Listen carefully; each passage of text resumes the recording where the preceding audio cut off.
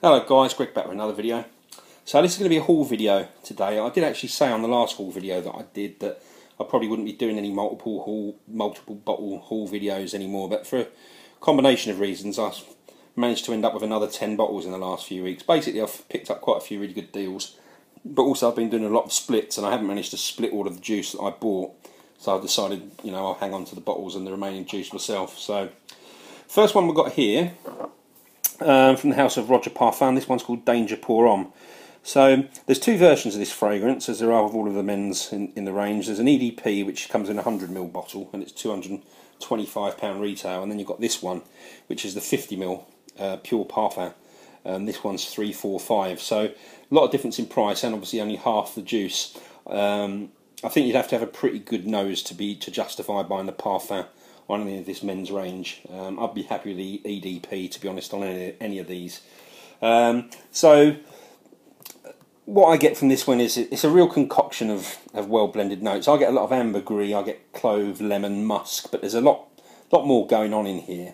The name's a bit misleading on this one. It's not a dangerous fragrance. It's actually really quite tame, quite sort of easy to wear. But the tagline for this fragrance, I've written this down so that I can read it out. This is from the Roger Dove website. It says, the fragrance is laden with potent aphrodisiacs. The creation is not dangerous for the man who wears it, it's dangerous for the woman who smells it on him. So that's kind of what it's getting at. But anyway, I really enjoy this one and I'm glad I managed to get a good deal on it. So that's the first one. Right, next one up. This is one of the lesser talked about Tom Ford fragrances. It's from the Signature line. And this one is Tom Ford for Men Extreme. Not going to talk about this one too much because it's going to be my next review, but I will say I think it's an excellent fragrance. Extreme is definitely the wrong name for this because there's nothing extreme at all about the fragrance, but again I say it's a really good fragrance and I'll get a review up soon. Next up, this one actually is a bottle that literally arrived about an hour ago, and it's what prompted me to do the video. And this one is from the house of Sergov, and this one from the Shooting Stars collection is called Neo. Now I do have a lot of respect for this house, but I've tried most fragrances, certainly from every range. I've tried most of the best known ones, and through all the ones I've tried, this is the only one that's really full bottle worthy for me so far. But it's a very fresh, invigorating, sort of woody, spicy fragrance. The beauty of this one is the blend of neroli and bergamot that's in here. It is actually very stunningly done. I've dismissed this one before, but I stand corrected. It is a very, very good fragrance. So that's Neo. Fourth one. Which one am I going to pick? Okay, so this is the first one from a group of splits that I've done, as I mentioned earlier.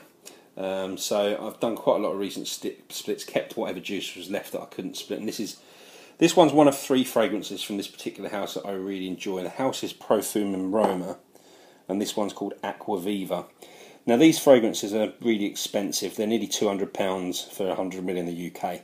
Only place you can pick them up is Harrods. So I love this one, but the reason I didn't want to spend that money, so I opted for doing a split and just keeping the 40ml that I've got in here. Quality is unquestionable on these ones. This one's 44% concentration, and it's the longest lasting citrus that I think I've come across. It's actually a very simple fragrance, but it's very beautiful. It's a huge hit of lemon with cypress and cedar. But I'm really looking forward to wearing that a lot in the summer. So next one that we've got, we'll go with this one. This is one that I've previously sold and then rebought. There's a few of them in here. Needs no introduction, this one. Creed's Green Irish Tweed. Why I ever sold that in the first place, really have no idea, but glad to have it back in the collection. So next one, this is another Creed, another one that I've kept some juice from a split that I did. There's actually 50ml left in this bottle, which is plenty for what I need. I'd never get through a whole bottle of this one. And this is Millesime Imperial. This is a woody floral musk fragrance, which is really my favourite category of fragrance. It's a super fresh citrus, this one. It's salty, aquatic, it's floral. Not one of my very favourite Creeds, but still very good nonetheless. So that's Millesime Imperial. Now I've got a fragrance from Yves Saint Laurent, and this one is called M7 Oud Absolu. Now this is really a re-release or a reform of the 2002 fragrance M7. Now that one was was pretty groundbreaking because it had a big dose of oud in it, as this one does, and for any Western fragrance, and particularly a designer fragrance, back then it was unheard of to have oud in. So put it into perspective, it was 13 years ago, and it's only really the last couple of years that any other designer houses have started to use oud. Now everyone's doing it, and of course it's like a huge part of perfumery now. But it's no surprise that YSL took the lead with this, because Tom Ford was creative director at the time. So the vintage and the M7 are slightly, this one, the Oud Absolute, they are slightly different, but I wouldn't worry too much about hunting down a vintage and spending a load of money, because this version is just as good in my opinion. In fact, I sold my vintage version and kept this one. So excuse me. So that is M7 Oud Absolute. Let's grab another one. Okay, so this one's another one I picked up at a great price. This time I got this from eBay, actually, from the Chanel Les Exclusive range. Getting a lot of talk lately, this one, and this is Coromandel. Won't talk too much about this one again because I want to do a review on it, but it's marketed for women, but it's definitely a unisex fragrance. In fact, I wouldn't even say it's particularly feminine, but very classic smelling Chanel fragrance. It has that classic, you know, 20s, 30s, 40s, could be from any decade or genre really. Next one, this is the one from last. Another repurchase, sadly enough. Stupidly sold this before. Most of you know this one. This is from Yves Saint Laurent again, and this is La Nuit de l'Homme. If getting attention and compliments is what you're looking for, look no further than this. This is a flanker from the original L'Homme, but it's now actually got two flankers of its own. So there's the Le Parfum version, and there's also the Frozen Cologne version. Both of them are really good, but this one's the best out of three in my opinion.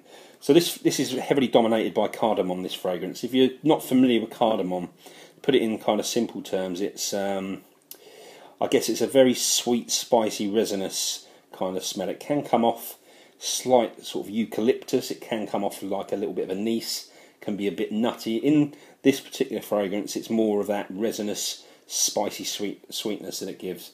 This is woody aromatic fragrance. It's powdery, very powdery, but very, very good in my opinion, and definitely worth a try. So the final one, again one that I obtained through doing a split, and again from the House of Creed. This one's Original Vetiver. Now I sold this before because of the price difference between this and Thierry Mugler's Mugler Cologne, and the fact that they're very similar, but this one's obviously a lot more expensive. But having spent more time with them both, I actually now feel they're probably different enough to own both.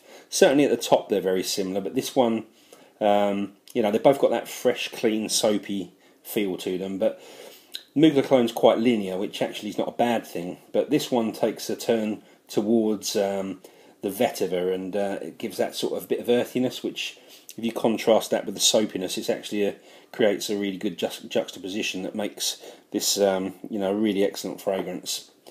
So that is 10 more bottles that I didn't expect to have, but haven't really cost me much because I've sold lots and done splits and picked things up, so quite happy with these. So there you go guys, that's the end of the video. Hope you enjoyed it. Thanks very much for watching. Please do rate, comment and subscribe, and I will see you all very soon with another video. Cheers.